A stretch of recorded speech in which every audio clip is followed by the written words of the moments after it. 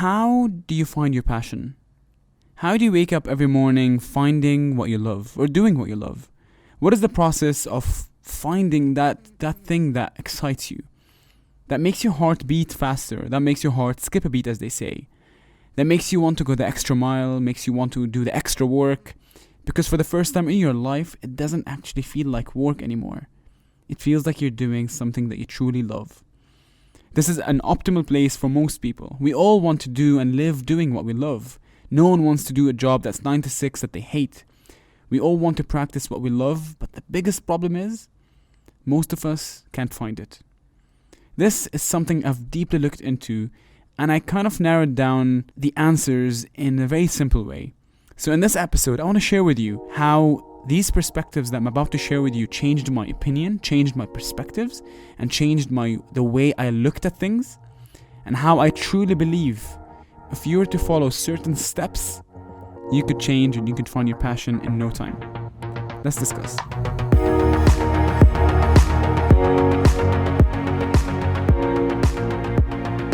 This is the Inspire Podcast, the place for all the change makers in this world. Keep an eye out to hear all the stories, the experiences, and the life lessons that could impact your life forever. You'll be hearing from me and from young entrepreneurs as well as leaders about what inspired them to inspire others and how they defy the status quo in their own style. Hussein speaking here, and I want to thank you for taking the time to listen to this episode. I promise it'll be worth the while. But without further ado, it's another day, another topic, another lesson. Let's begin.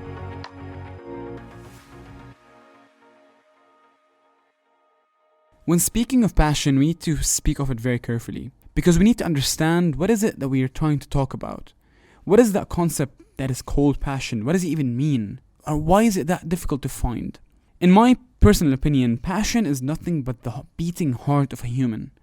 Passion is that little thing that makes you wake up every morning with a smile, that makes you wake up every morning looking forward for that day, that makes you wake up with so much inspiration and motivation to take the extra mile or to work hard or extra hard, as they say.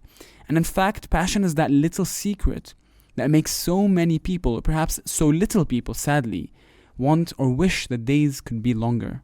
As my cousin keeps saying, he's so passionate about what he does. He says, if I had one wish, I wish they would create a pill that would allow me to continue or live my life without sleeping, because I will have all the time to sleep later. So why waste it sleeping now? And I totally agree. Now, the question goes back is, why can't we find our passion? Most of us are born into this world and we're taught certain values, certain philosophies, certain concepts in our lives. And these come from our friends, parents, educational systems, and the list goes on.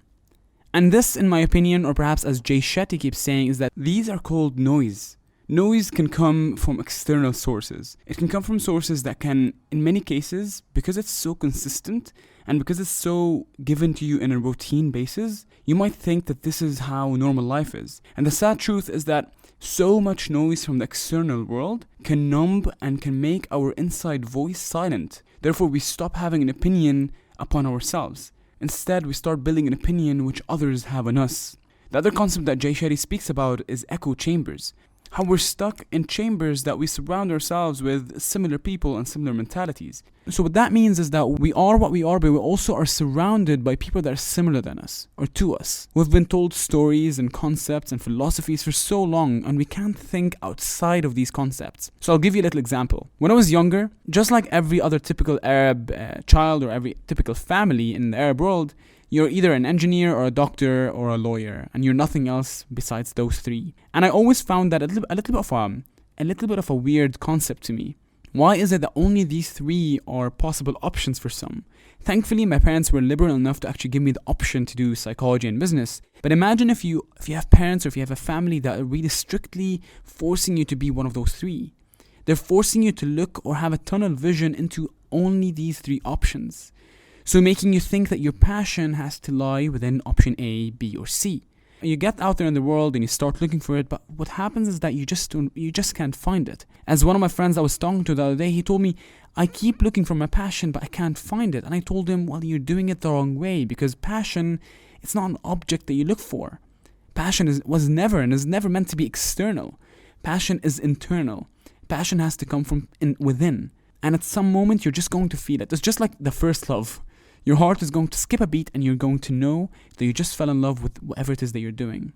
And so being confined with such options by society or perhaps by parents forces us to go into these things, as I said, echo chambers, where we are surrounded by people that think in the exact same way as we do. And this is probably the first concept that I heard that changed my perspective to things. Jay Shetty was talking about how we are surrounded by people that are similar to us in the sense that whenever we talk, it's as if our sounds are just being echoed. We are echoing our voice and we're hearing the same perspective back.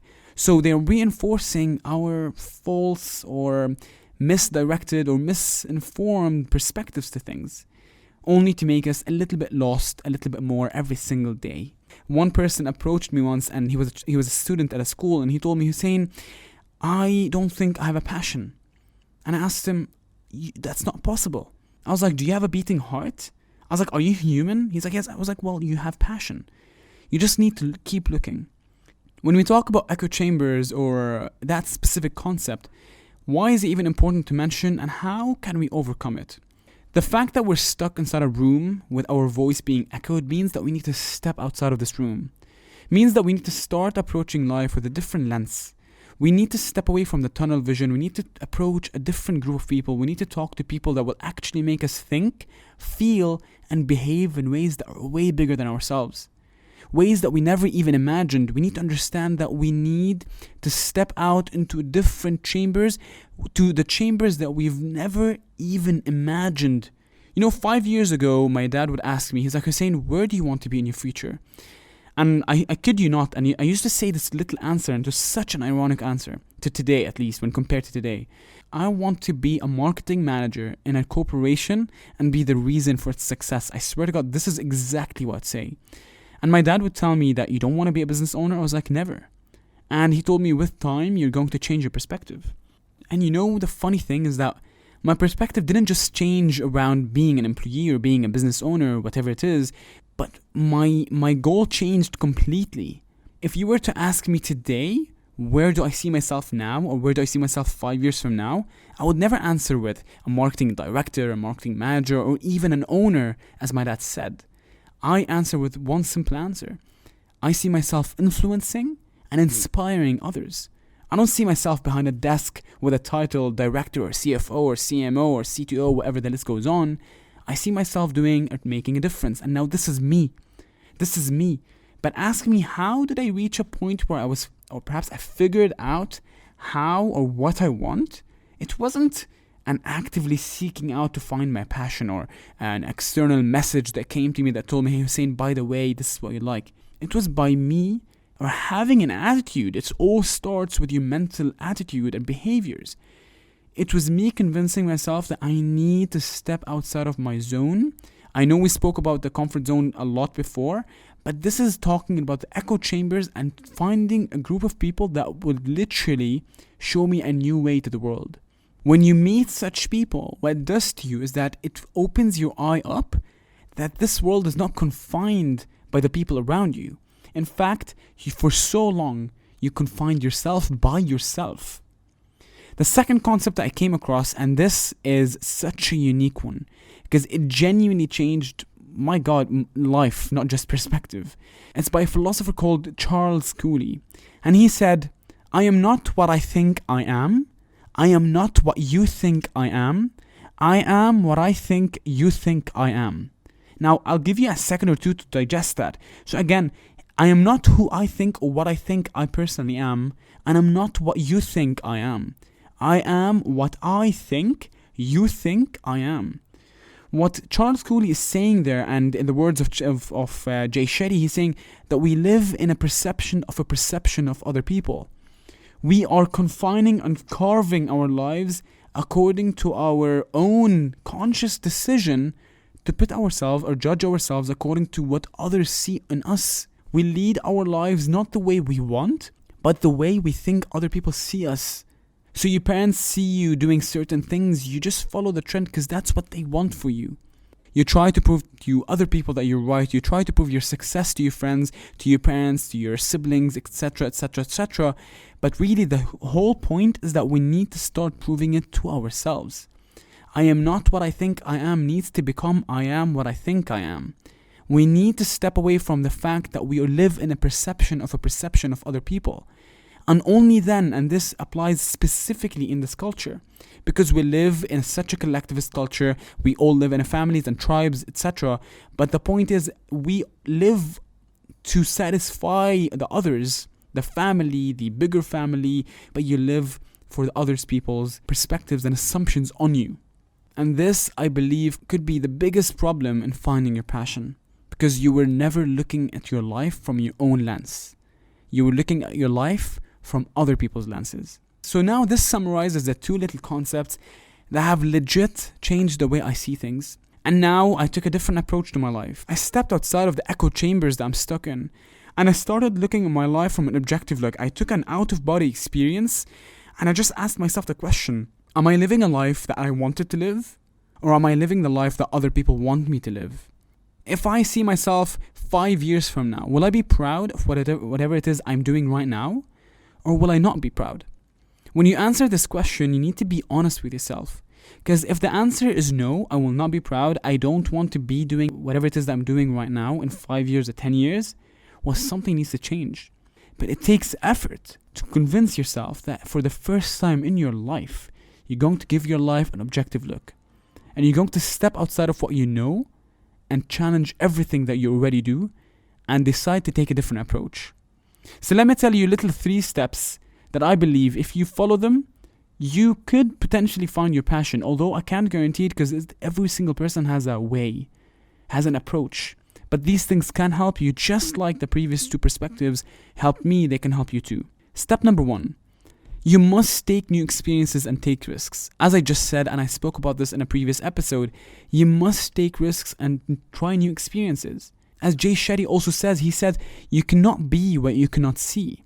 If I didn't see what a public speaker does, or if I didn't feel what public speaking means, I can never dream it. If you can't see, if you haven't experienced art, you will never know if you're the next big artist, if you're the next big Picasso. If you haven't tried music, you will never know if you're a musician. There's so many things in this life that we're not even allowing ourselves to see. But how can you be something that you've never seen? And the sad truth is that you will not even be aware that that chance exists because you've never even allowed yourself from the first place to experience it. So you need to step your foot into it. And the moment you put the first foot in, you will experience what it feels. And if your heart beats faster, then you're doing the right thing. The second point, the closer you look, the less you see. And it's very true. You need to start giving your life an objective look and let life approach you. You only need an attitude to welcome life. If you have an attitude to block life from new experiences, and this goes back to point number 1, you will look closely to passion because you'll feel lost. But the moment you start to change your perspective and convince yourself that when life comes, I need to welcome it with an open heart. If life comes to me with a new opportunity, I need to say yes, in most cases at least, because life is showing me that maybe, just maybe, this little new experience could be a life-changing experience for me and could open my eye up to a new field, to a new potential, to a new beginning, a new chapter that I never even imagined. Point number 3, invest in yourself. I can tell you this, I have never believed in the power of mentorship. I always thought that these people are trying to rip me off or take my money, etc. But genuinely speaking, the moment I started working with Jay Shetty in his Passion to Paycheck course, I watched one lesson, and that's all it took. One lesson, 15 minutes. And that's all it took to root my passion. It convinced me and it allowed me to give myself an objective look, to tell myself that, hey, you know what? I'm on the right track. I'm not there yet. By no means am I there yet. But I'm on the way. And this is such a strong thing to tell yourself. And you need to trust yourself and invest in yourself. That whatever it is you see yourself in, build tactics. You have a long-term goal, but what are your tactics? Who do you want to talk to? Who are your new chambers? Who is your new friend? Who do you want to mentor you? And as one of my best role models says, Simon Sinek, he says, find your why. It might be a lifelong process to find your why, but at least you're putting the effort and energy to finding it. Now, let me conclude with this little concept and this little belief of mine. The fact that you've listened this far means that you're willing and you're interested in finding your passion. Whether you have it or not, you're either interested in the topic itself, or you're interested in finding a new passion, or trying to root your current passion and convince yourself that that's exactly what you want. And let me tell you this. The first step in solving any problem is realizing that there's a problem. So the fact that you've listened this far, the fact that you've researched for this episode, the fact that you've actually actively taken the initiative to be part of this, means that you're passionate enough, means that you're halfway there, means that you only have a little more to go. Take the extra step. Passion could be just a step away, or it could be a year or two away, but you will never, ever, ever know until you try. So in conclusion, guys, yes, I want to thank you for listening to this, but this time I want to end it in a different way. Put yourself in a position where you're stressed. Put yourself in a position where you feel different. Put yourself in a position where you're in a different chamber. Surround yourself with people that you don't know. Surround yourself with an opinion that will drown you down and make you feel like you don't know anything. Because only then will you actually pick yourself up and decide to invest in yourself. Don't live life according to what others see of you. So don't live life the way I think that they think I am. Lead it without a tunnel vision. Lead it with a full vision and full confidence that whatever it is that you're doing, every word that's coming out of your mouth is calculated. And you know exactly what you're doing. And I promise you, with that attitude, you will reach for the stars. Thank you very much.